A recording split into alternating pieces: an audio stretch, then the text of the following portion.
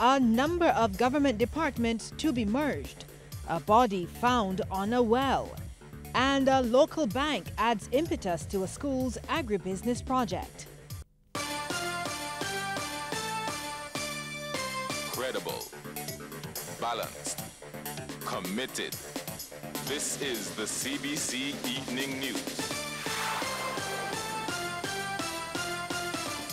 Very good evening to you. I'm Lisa Broom with the CBC Evening News. In our top story tonight, we hear that several government agencies and departments could be merged, while others could be privatized under government's restructuring exercise. Prime Minister Mia Motley spoke to some of the entities during a wide-ranging live address to the nation last evening from Illawarra Court. In the case of the Government Information Service and the Government Printery, we expect to establish a new public affairs unit, but that conversation with the workers will start assiduously this week. Similarly, at the Caribbean Broadcasting Corporation, we need to be able to recognize that technology has made the establishment of a broadcast station in the 1960s anachronistic. In circumstances where you can almost do everything you want on a mobile phone now, and therefore how do we come into today's world with respect to CBC, as well as how do we better leverage the multi-choice platform and to allow the profits from that to be able to pay for both the public affairs unit and indeed all of our cultural activities. Prime Minister Motley says they will also be entering into public-private partnerships where possible. We will enter a joint venture with Barbados Cricket Association instead of COMI, the Kensington Oval Management Inc., remaining back with government alone. Similarly, a request for proposals will go out for the Caves of Barbados so that that entity can be better managed and in fact developed by the private sector, recognizing that the land will always remain with government and we will only part with it by way of lease, but the operations for the use of the caves can be a private company. Similarly, the gymnasium will no longer be managed by an individual board, but it will now be subsumed under the National Sports Council again, and the Cultural Industries Development Authority will be absorbed back into the National Cultural Foundation. And Barbados is expected to benefit from several capital works programs that should come on stream early next year. Prime Minister Motley says among them is a $100 million roadworks program, which will take place over the next 3 years. She says major investment projects within the construction sector are also expected to start by January. The beaches development at Speightstown is going to be $900 million over the course of the next 2.5 years to build that hotel. That will start in January. The beach works have already started. Similarly, at Boarded Hall, Sagicor is going to construct a senior citizens village, both for independent living and for assisted living, and on the other side of the road, an oncology and cardiovascular clinic. There are at least 2 other proposals on my desk as Minister responsible for town planning that speak to other clinics that will set up to give us the capacity to be the medical hub to which I referred earlier.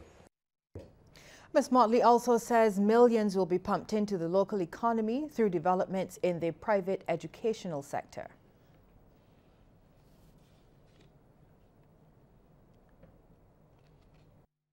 We have Ross University, as you are aware, which will open its doors from the first few days of January and which will allow us to have Barbados as an educational hub.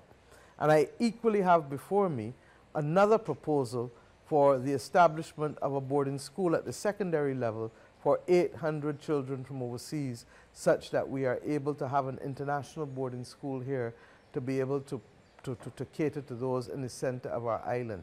These educational institutions and medical institutions are the equivalent of having long-term tourists.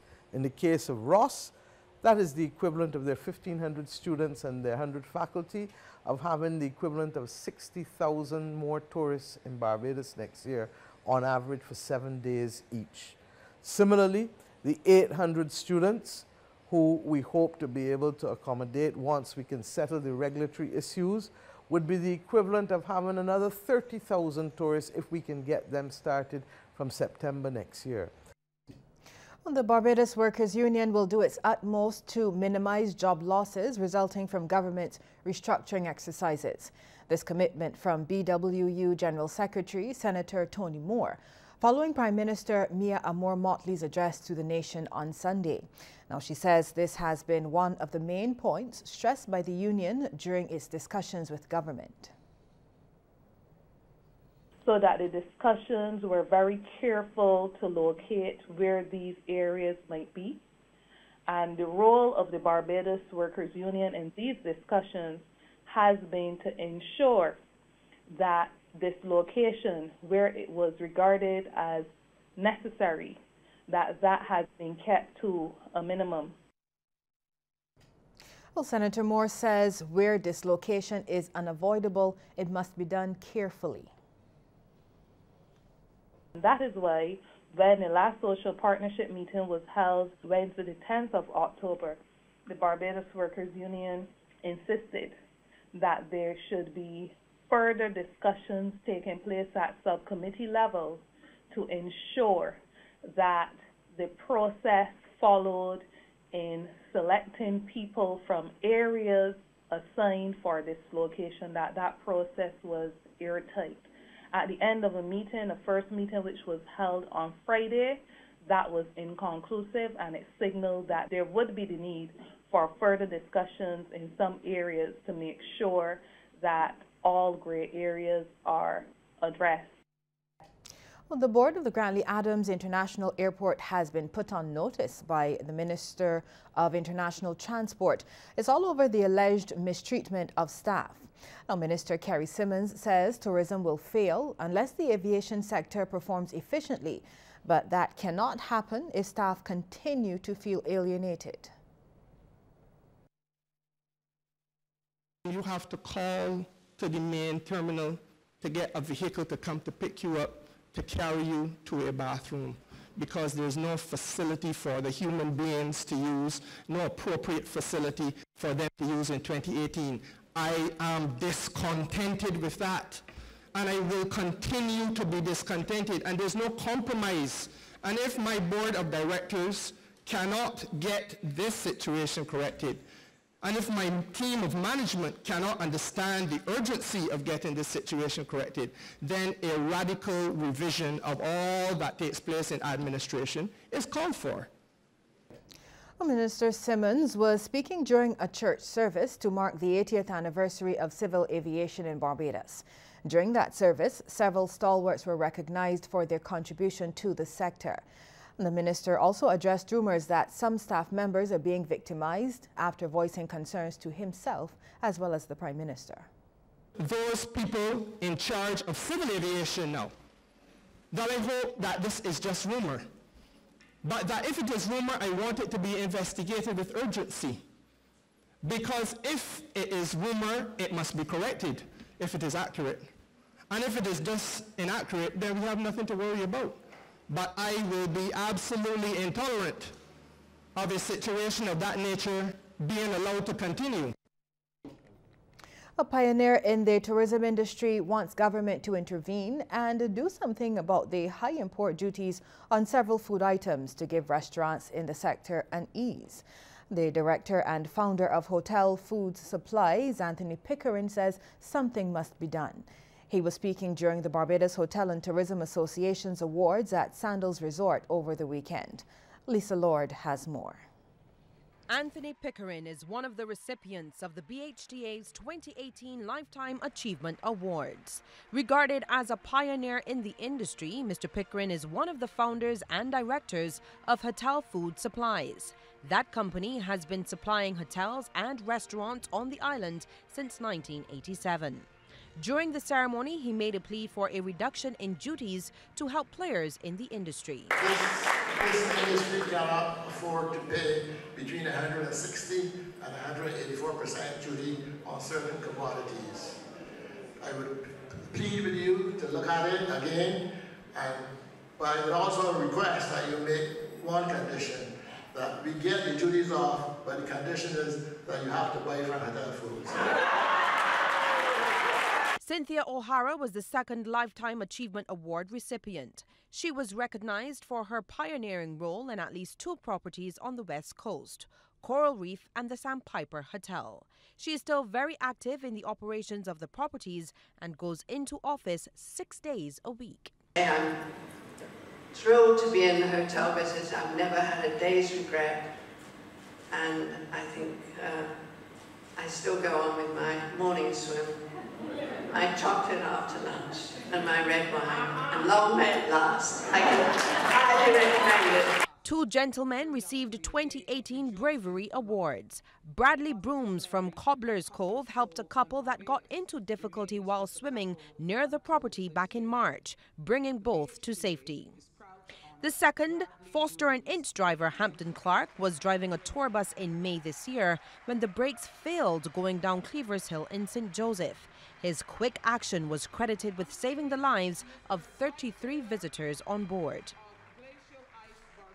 Naria Lord took home the prestigious 2018 Employee of the Year award for her exceptional service, dedication and commitment to her job and visitors. She was out of the island and Katrina Cumberbatch collected the award on her behalf. Several properties received major awards. Among them, Cobbler's Cove, the hotel won the 2018 Luxury Hotel of the Year award. Cafe Luna captured the 2018 Restaurant of the Year award. St. Nicholas Abbey won the Business Excellence Tourism Attraction award. Lisa Lord, CBC News. A government minister expects some of the best thinkers and most brilliant ideas will come out of the economic challenges facing the country. This is according to Minister of Maritime Affairs and the Blue Economy, Kirk Humphrey. Mr. Humphrey, who is also the MP for St. Michael's South, was speaking during the launch of the Dalkeith Woods Neighbourhood Watch last evening. The ceremony saw members of the new committee being inducted. Mr. Humphrey told the residents they must try to help Barbados at this time. The reality is you have to be able to save yourselves, and that I believe you have within you, and with the support of all of us working together, putting our shoulders to the wheel to do what we need to do to get out of this. So it's going to require some entrepreneurship. It's going to require that we do a little bit more. Tom Adams said many years ago that people have to tighten their belts. We all have to tighten our belts. It will mean that we can't do the things that we used to be able to do. It means that this community now needs this kind of organization now more than ever to be able to challenge for the limited resources. The president of the committee, Elizabeth Turpin, says residents have expressed several concerns over the past year regarding fire procedures, maintenance and security. Now, as it relates to the latter, she says they want to press the Ministry of Housing for an electronic gate and cameras, along with other measures. Suggestions were made to install barbed wires over the top of the inner fences, installation of an electronic gate, and installation of security cameras around the perimeters. In the interim, have security officers working between 12 to 14 hours at night. Improved lighting in the main lawn area and the culling of trees. Well, Barbados is looking towards Suriname as it sees potential in the available lands in the sister CARICOM state. Minister of Agriculture and Food Security, Indar Weir, says Barbados has assembled a delegation that will travel to Paramaribo.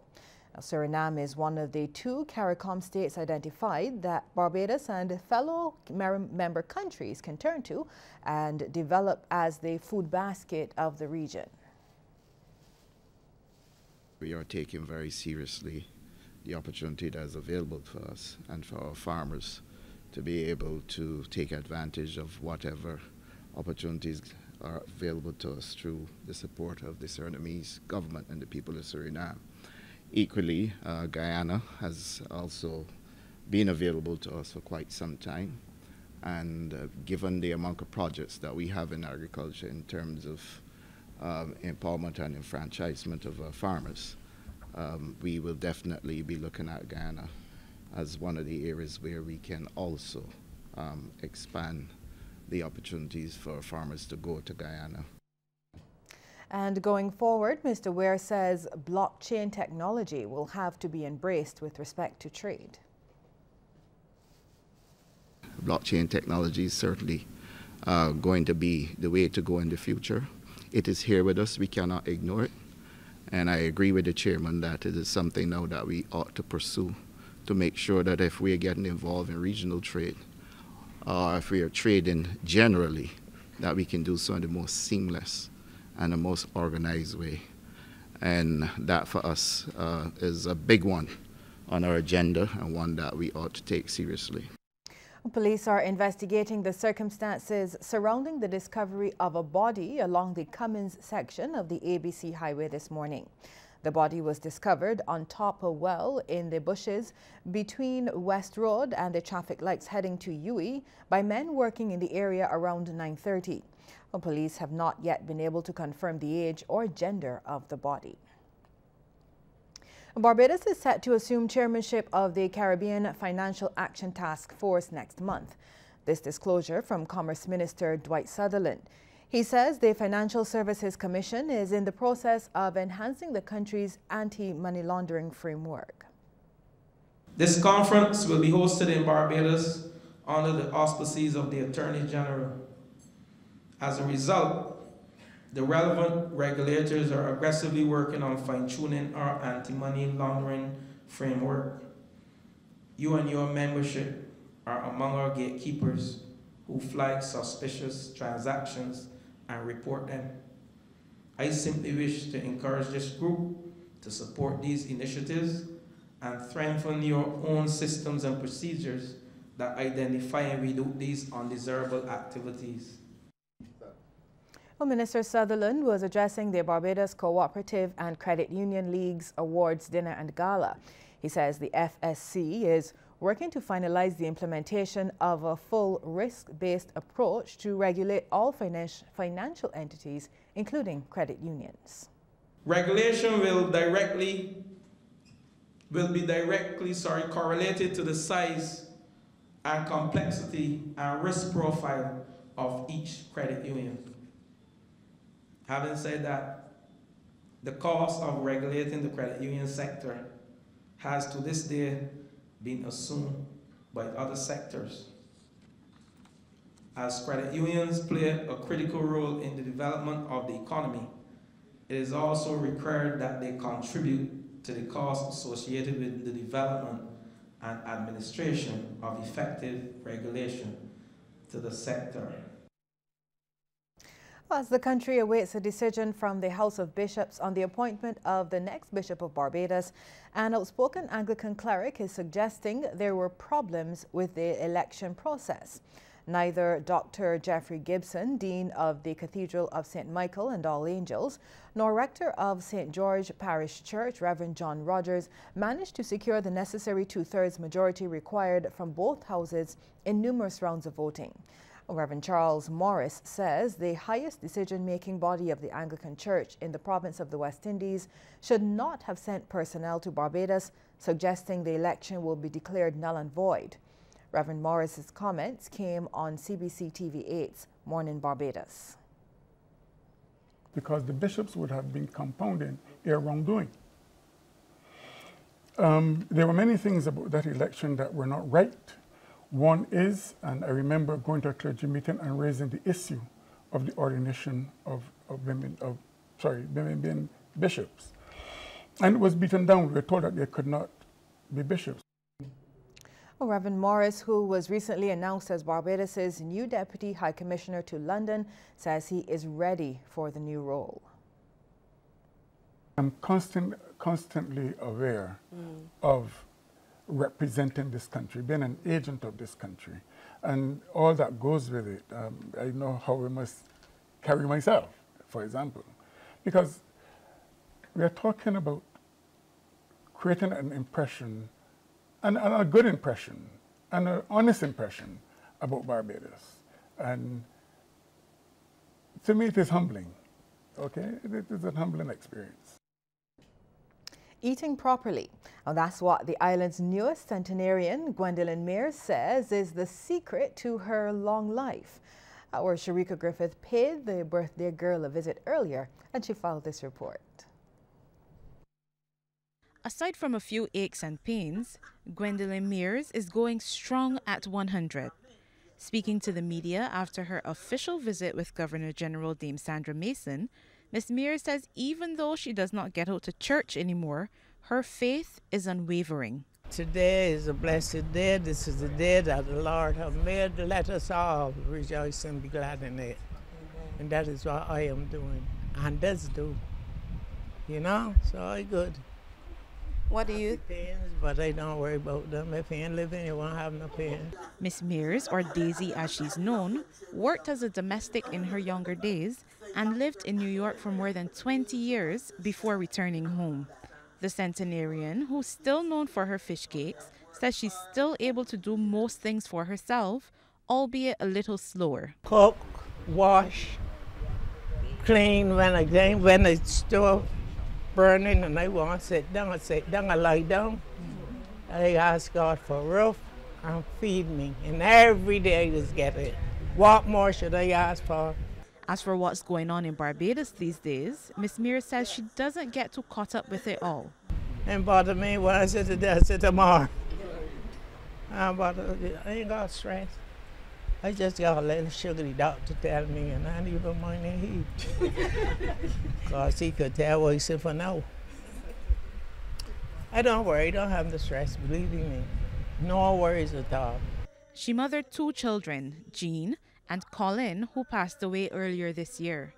The Centenarian has 5 grandchildren and 7 great-grandchildren.